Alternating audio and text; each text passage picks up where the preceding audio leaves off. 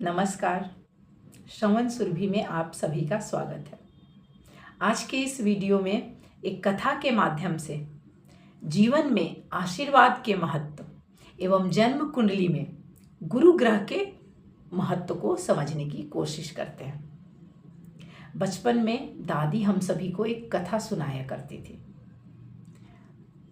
कथा कुछ ऐसे थी कि किसी जमाने में एक राजा हुआ करते थे। राजा और रानी को राज्य काज संभालते काफी दिन बीत गए थे, परंतु उनकी कोई संतान नहीं थी। काफी मिन्नतों के बाद, काफी पूजा पाठ, विधि विधान, हवन, दर्शन, जो भी उन राज्य ज्योतिषी या राज्य पुरोहित ने उन्हें बताया, उन सभी विधि विधान को पूर्ण करने के बाद उनके घर में एक संतान का जन्म हुआ। संतान जब 5 वर्ष की आयु का हो गया तो राज्य ज्योतिषी ने भविष्यवाणी की कि इस बालक या बालिका की उम्र मात्र 12 वर्ष है। यानी उसकी जन्म पत्रिका में राज्य ज्योतिषी को मालूम पड़ा या उसे ऐसा ज्ञात हुआ कि अल्प आयु का योग है। राजा एवं रानी यह सुनकर काफी चिंता में पड़ गए। उनका मन काफी बेचैन हो उठा, किंतु काफी सोच समझ के बाद उन दोनों ने यह निर्णय लिया कि इस बच्चे को राजमहल की देहरी, वहां पे उन्होंने बालक को सुबह, जब भी बालक अपने नित्य क्रिया को से निपट चुका होता और पूजा पाठ या स्नान ध्यान कर चुका होता, उसके बाद उस बच्चे को उन्होंने देहरी पर बिठा दिया और उससे कहा कि जितने भी प्राणी, मनुष्य नहीं, सभी प्राणियों, जो भी प्राणी इस दरवाजे से आ जा रहे हैं, गुजर रहे हैं रास्ते से, उन सभी प्राणियों को आप नमस्कार करो, प्रणाम करो एवं सभी का आशीर्वाद लो। वह बच्चा प्रतिदिन यही कार्य करता। ऐसे करते करते 12 वर्ष की आयु आ गई। जब वह संतान 12 वर्ष की आयु का हो गया, तब जैसा कि भविष्यवाणी की गई थी, यमराज उसे लेने के लिए आए। किंतु आने से पहले उन्होंने उस बच्चे के कर्म का लेखा जोखा देखा कि 5 वर्ष की आयु से लगातार 12 वर्ष की आयु तक यह बच्चा प्रतिदिन न जाने कितने लोगों से आशीर्वाद ग्रहण कर रहा है, और वह आशीर्वाद बढ़ते बढ़ते इतना बढ़ गया कि उसकी कुंडली का या उसकी जन्म पत्रिका का एक नकारात्मक योग, अल्पायु योग को भी भंग कर चुका था। जब यमराज को यह दृष्ट हुआ कि ऐसा मामला ऐसा है, तो उन्होंने निर्णय लिया कि उस बच्चे की आयु अब बढ़ चुकी है और अभी उसे धरती से वापस बुलाने का समय नहीं है।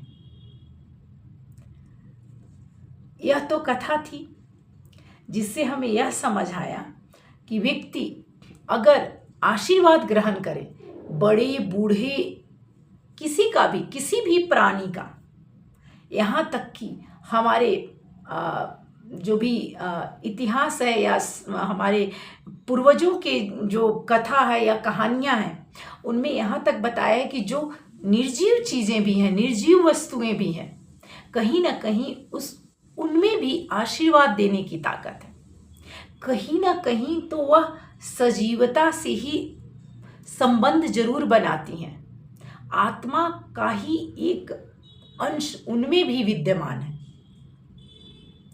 तो आशीर्वाद के माध्यम से उस बालक के जन्म पत्रिका में बना हुआ अल्पायु योग भी भंग हो गया।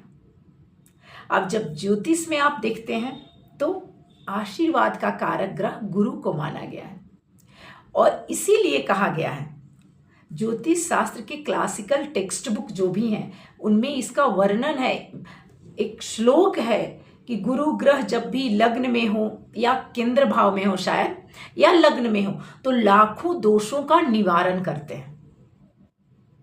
यह कथा उसी को चरितार्थ करती है कि आशीर्वाद जब जीवन में हो, निश्चल हृदय के द्वारा दिया गया आशीर्वाद आपके जीवन में अगर इकट्ठा हो, बहुत ज्यादा हो, तो खराब से खराब योग भी, भविष्य में आने वाले परेशानियां भी आपके जीवन से कट जाती हैं। और उसी तरह से गुरु जन्म पत्रिका में जहां भी बैठेंगे वहां, क्योंकि वो ब्लेसिंग्स के कारक है, आशीर्वाद के कारक है, आपके जीवन को आशीर्वाद से भरते हैं। चाहे वह 6, 8, 12 में ही क्यों न बैठे हों, तो वहां भी आपके जीवन में परेशानियां अवश्य होंगी, क्योंकि वो त्रिक भाव में दुष्ट स्थान में जाकर बैठ गए। लेकिन वहां भी उनकी कोशिश रहेगी, क्योंकि वो आशीर्वाद के कारक है कि कुछ न कुछ आपको आशीर्वाद दिया जाए।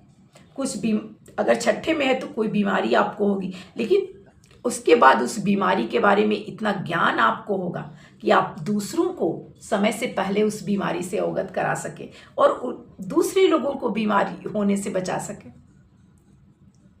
मान लीजिए 8वें भाव में है तो किसी भयंकर आपदा, इमरजेंसी टाइप की सिचुएशन आपके जीवन में हो, लेकिन आप लोगों को उसके बारे में अवगत करके दूसरे लोगों को उस संकट से बचा सकते हैं।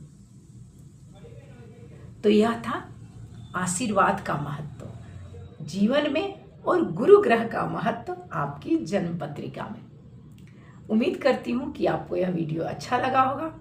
यदि वीडियो अच्छा लगे तो लाइक करें, शेयर करें, चैनल को सब्सक्राइब करें और बेल आइकन को अवश्य ऑन करें, ताकि इस चैनल पे अपलोड होने वाले सभी वीडियोस की जानकारी यथाशीघ्र आप तक पहुंच सके।